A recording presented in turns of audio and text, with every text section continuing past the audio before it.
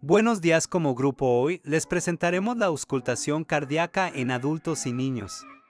Nuestro grupo se compone por Isabella Bamondes, Tatiana Curinao, Luisa Arites, Esmerline Gustave, Minerva Quesada y Camila Sepúlveda. ¿Qué es la auscultación cardíaca? Es un procedimiento clínico de exploración física que consiste en escuchar de manera directa o por medio de instrumentos como el estetoscopio, el área torácica o del abdomen para poder valorar los sonidos normales o patológicos emitidos por los órganos.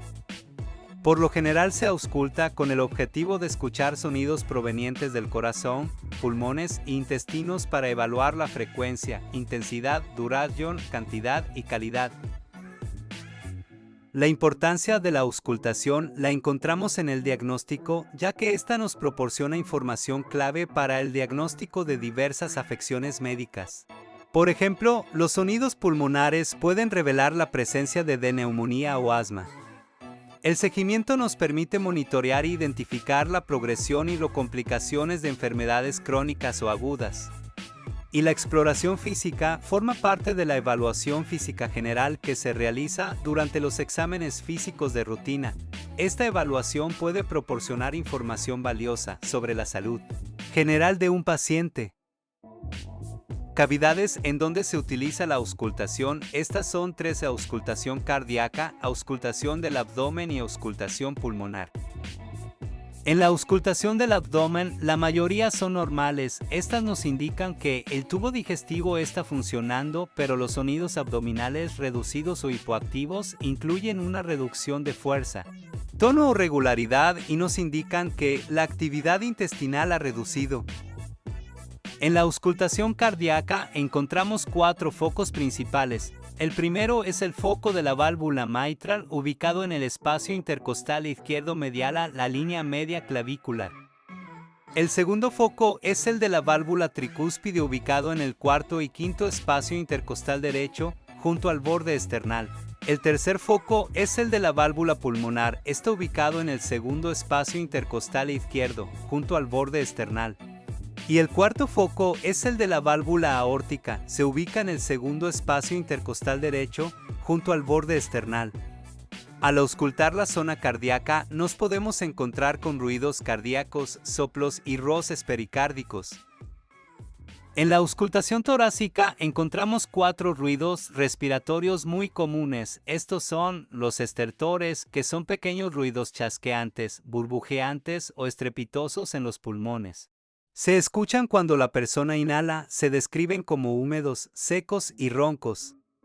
También encontramos los roncus, que son ruidos que parecen ronquidos, ocurren cuando el aire queda obstruido o el flujo de aire se vuelve áspero a través de las grandes vías respiratorias. Otro ruido que encontramos es el estridor, que es un ruido similar a las sibilancias, generalmente se debe a una obstrucción del flujo de aire en la tráquea o en la parte posterior de la garganta.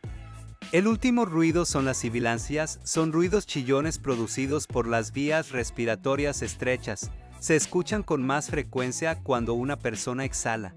Estas se pueden escuchar sin necesidad de un estetoscopio. ¿Cómo se aplica? Para preparar al paciente debemos tener en cuenta el ambiente, que esté tranquilo y tenga la privacidad necesaria, ya que debemos acceder al pecho y espalda del paciente. Luego de tener el ambiente listo, nos colocamos el fonendoscopio. La campana nos ayudará a escuchar sonidos de baja frecuencia, como soplos cardíacos, ruidos respiratorios y ruidos cardíacos anormales. Para hacer la auscultación pulmonar, debemos colocar el diafragma del fonendo en la parte superior de los pulmones para luego ir bajando. Le debemos pedir al usuario que respire profundamente por la boca para así poder escuchar ápices, parte media y bases y comparar ambos lados.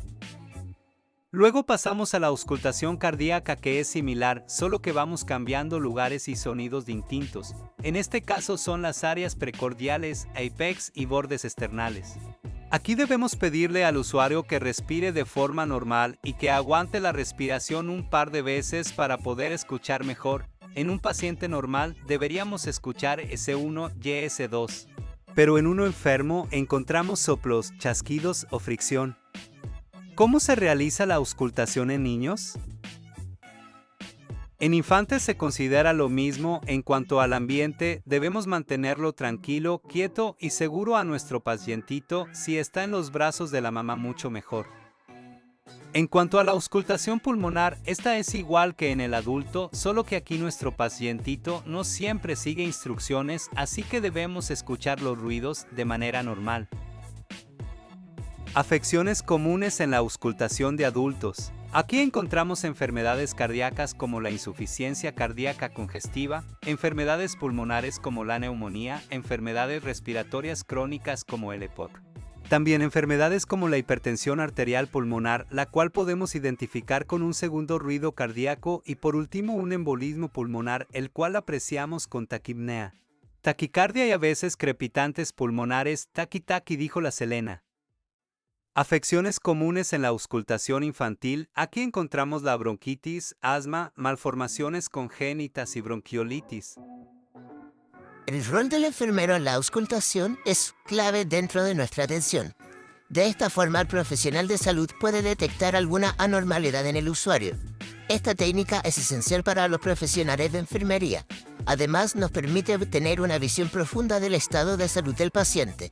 Este proceso, la observación minuciosa y la utilización de instrumentos especializados como el estetoscopio, se convierten en herramientas claves, además de la aplicación de las habilidades blandas dentro de la atención, tales como la empatía, la contención y la amabilidad.